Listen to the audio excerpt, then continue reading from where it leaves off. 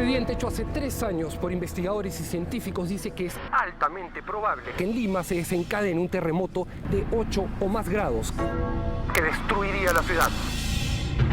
51.000 muertos y más de 200.000 viviendas destruidas. ¿Qué están haciendo las autoridades hasta el momento? ¿Por qué no se está discutiendo?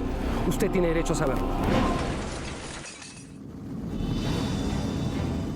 El Centro de Estudios y Prevención de Desastres publicó en abril del 2009 el diseño de escenario sobre el impacto de un sismo de gran magnitud en Lima metropolitana y el Callao, en donde se buscó tener una idea coherente de lo que podría suceder en el caso de un sismo de grado 8 en la escala de Richter, con epicentro frente a la costa de Lima.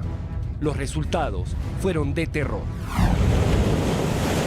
Se ve qué rangos poblacionales pueden ser afectados, ¿de acuerdo? Entonces podríamos ver, por ejemplo, que la población afectada, tenemos un total casi, de acuerdo a ese escenario, 51.000 fallecidos, algo de más de 600.000 personas heridas, no afectados más de 7 millones, sumando el total de población de 8.285.727. 51.019 heridos, muertos. Exacto. 51.019 fallecidos. De acuerdo al escenario propuesto. ¿De acuerdo? De ahí también tenemos las viviendas. ¿Qué viviendas en la parte sector vivienda? Vamos a ser puntuales. 200.347 viviendas destruidas.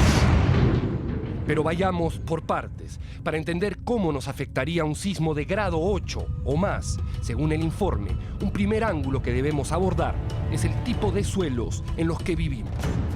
Según el mapa de zonificación de Lima y Callao, cada zona coloreada designa distintos tipos de suelo. Así, todo lo que ve en verde son zonas óptimas para la construcción.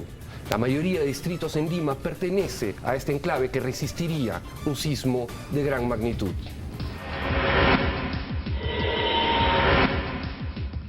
Pero el color amarillo indica un tipo de suelo arenoso, un terreno en donde no se debería construir tan a la ligera. En este grupo tenemos a Ventanilla, a Puente Piedra y a Caraballo. Hacia abajo Los Olivos, el Callao, San Juan del Lurigancho, Santa Anita y La Molina. Más abajo Barranco Chorrillos, San Juan de Miraflores, Villa María del Triunfo y hacia el sur Lurín, todos sobre zona arenosa. ¿Eso qué quiere decir? Que aquí las ondas sísmicas se van a amplificar mucho y esas construcciones de adobe y quincha lo más probable es que colapsen. Pero lo más preocupante llega teñido de naranja y rojo. Preste mucha atención porque estos son terrenos altamente peligrosos para levantar una vivienda. De sur a norte tenemos la Tablada de Lurín, gran parte de Villa El Salvador y Villa.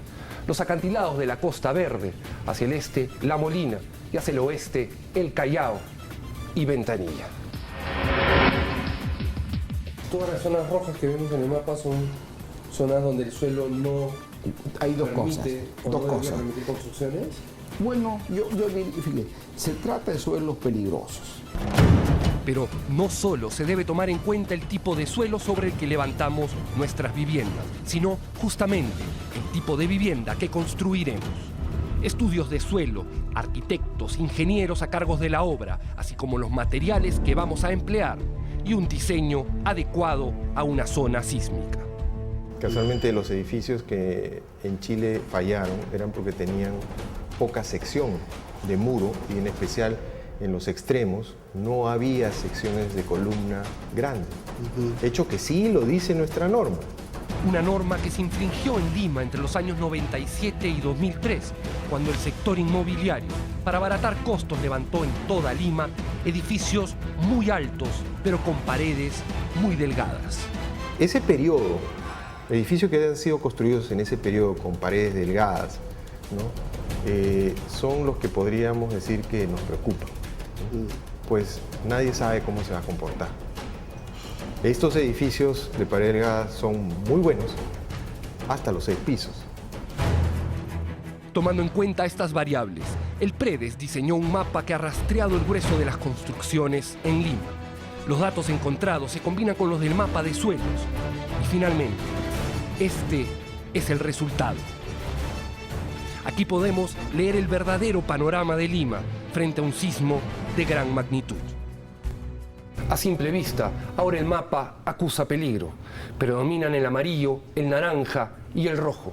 La mayoría de distritos que contaban con un suelo seguro, según este estudio, podrían colapsar en su totalidad debido a la precariedad de sus construcciones. El terremoto por sí mismo no va a dañar a ninguna persona, simplemente sacude el suelo y todo lo que está encima del suelo construido de manera inadecuada va a colapsar y entonces sí puede generar muertes en las personas, ¿no? Entonces nuestro gran problema probablemente sea la calidad de las construcciones, la antigüedad de las construcciones, la situación geográfica en la cual se encuentran las construcciones y posiblemente pues la calidad del suelo sobre el cual se han levantado estas construcciones, ¿no?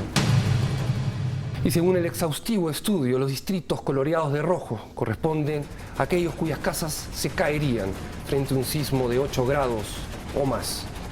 Tenemos Puente Piedra, Caraballo y Comas, y hacia el este, San Juan de Lurigancho y Ate. Al centro, el Cercado de Lima, una parte de La Victoria y el Callao. El acantilado de la Costa Verde que va de Magdalena del Mar a Chorrillos. Barranco Viejo, Chorrillos, San Juan de Miraflores, Villa María del Triunfo, Villa y Villa El Salvador.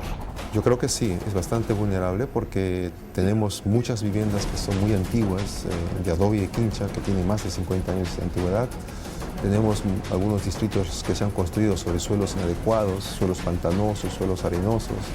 Tenemos una gran parte de la población en la ladera de los cerros, ¿no? Donde la misma geometría de las construcciones hace que sean muy inestables. Tenemos muchas viviendas o barrios enteros a lo largo de los ríos, ¿no? Que también tienen suelos muy inadecuados en todo caso. Entonces, en gran parte, Lima es bastante vulnerable. Tiempo después, el PNUD, con ayuda de la Comisión Europea, realizaron este estudio bastante más detallado del Cercado de Lima, que han podido determinar cuadra por cuadra, casa por casa, cuáles resistirían y cuáles no frente a un sismo de 8 grados. Así, aquí en Ejirón Carabaya, con Ejirón Miró Quesada, la casa Vice a mis espaldas, según este estudio, sí soportaría el sismo de 8 grados, mientras que esta galería, debido a un riesgo estructural muy alto, posiblemente se vendría abajo. Nuevamente, este mapa es tan detallado que aquí vemos que en esta misma manzana el Conservatorio Nacional de Música a mis espaldas sí resistiría el sismo de 8 grados, mientras que en la misma manzana, en la esquina, esta galería posiblemente se vendría abajo. La Plaza de Armas también está comprendida en este estudio y Palacio de Gobierno aparentemente no tendría ningún riesgo estructural. Sin embargo, la Catedral de Lima y el despacho del arzobispo tienen riesgos muy altos de colapsar.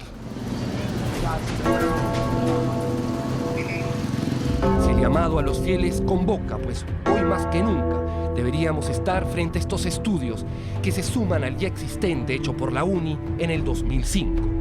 En la última investigación, el PNUD, que no solo analizó los niveles de riesgo, sino también la cantidad de recursos que tiene la ciudad y la capacidad para responder ante una situación de emergencia. Lo que se identificó es que las zonas donde podría haber una mayor afectación, que son las zonas periféricas de nuestra ciudad, al norte, sur y este, pues son las que tienen mayores déficits de concentración de recursos, por ejemplo, de hospitales. De los 23 hospitales más importantes de Lima, el Hospital Carrión, según este informe, es uno de los 8 hospitales con una vulnerabilidad estructural muy alta. Esto no se debe al suelo en el que están levantados, sino a la antigüedad de sus construcciones, que frente a un escenario, un sismo de 8 grados, haría que sus estructuras colapsaran. Así, el Hospital Sabogal, el María Auxiliadora, el 2 de Mayo, el Cayetano Heredia, el Hipólito Unanue, el Sergio Bernales y el Hospital Loaiza completan la lista de hospitales bandera que podrían desplomarse si un gran terremoto llega a suceder. Juntos, estos hospitales representan casi la mitad de las camas disponibles en toda Lima. Nosotros complementamos este estudio con un análisis de recursos para atención de desastre, es decir, cómo funcionaría ya la red de agua o la red de energía, de comunicaciones, la vialidad y el transporte, los lugares de toma de decisiones. Y también se preidentificaron ya para la ciudad de Lima y Callao los lugares donde podrían ubicarse los albergues o los lugares donde podrían ubicarse potencialmente las escombreras, que ese fue uno de los grandes problemas en Pisco, dónde poner los escombros, ¿no?, de la limpieza de la ciudad. para seguir comprendiendo este escenario de riesgo inminente. Otro ejemplo. Los escombros ocasionados en el último terremoto en Japón van a seguir limpiándose durante los próximos 100 años. Y es que en este contexto de desgracia, tal vez solo comparable con lo ocurrido en los últimos tiempos en Haití o en el mismo Japón, Lima también sería inevitablemente golpeada por un tsunami tras el sismo, en tan solo 11 minutos. El epicentro del terremoto se va a situar a 70 kilómetros al oeste de la punta, pero las ondas que va a provocar van a abarcar 200 kilómetros en el litoral. Desde Huaral hasta el exclusivo balneario de Asia, el mar va a arrasar con todo. Desde las playas de Ancón al Silencio, Punta Hermosa, San Bartolo hasta el cotizado balneario sureño. De norte a sur, todas las playas, sin excepción, en un rango de 200 kilómetros, enfrentarían las consecuencias de un tsunami feroz. La Costa Verde y los miles de bañistas que llegan aquí en verano no están comprendidos en el mapa de inundación por tsunami, pues obviamente el acantilado frenaría el avance del mar. Pero estamos ante un panorama aterrador, olas de 200 kilómetros por hora, con una altura de 6 metros. El agua lo cubriría todo, para que se den una idea, más o menos llegaría hasta la altura de la bandera que vemos ahí colgada. ¿Qué sucede si un terremoto muy intenso, que dura mucho, significa un sismo de gran magnitud que puede generar un tsunami? Y hay 660 o 700.000 personas en la playa. No siempre la primera ola es destructiva, muchas veces la que se retira, generalmente entre la tercera y quinta ola son las más destructivas. Eso da un tiempo adicional. Lo que tratamos de difundir de alguna forma es de que en Lima o en la región central del Perú, que le compete Lima en todo caso, no ocurre un sismo grande desde hace más de 250 años. Entonces, esto sí es preocupante, ¿no? Porque en cualquier momento puede ocurrir este sismo. Estoy hablando de un sismo similar al sismo de Chile de 2010 o quizás próximo al de Japón del año pasado. Y los sismos moderados, a pesar de lo que popularmente se cree, no hacen nada de nada por aliviar la carga energética en las placas tectónicas. No, es otra idea equivocada de la población, ¿no? Los sismos pequeños no liberan la energía que se requiere para evitar un sismo de mayor magnitud, ¿no? Entre cada escala, entre cada número que se incrementa en la escala de Richter, estamos hablando de 30 veces más energía que la escala menor, o sea, que el valor menor, ¿no? O sea, un sismo de magnitud 6 libera 30 veces más energía que uno de magnitud 5. Uno de 7, 900 veces más energía, ¿no? Y así sucesivamente. Entonces, en este esquema, los sismos pequeños realmente no contribuyen en nada a liberar la energía que deben liberar los grandes sismos. Así las cosas, el sismo de 8 grados podría, según los especialistas, aumentar su intensidad hasta unos devastadores 8,5 o hasta, escúchelo bien, 9 grados. Para que tengan una idea de lo destructivo que fue el terremoto más fuerte en la historia de Lima, el de 1746. Imaginen que en Lima habían 3.000 casas, que de ellas solo 25 quedaron en pie. Pero en ese escenario, lo más fuerte fue el tsunami.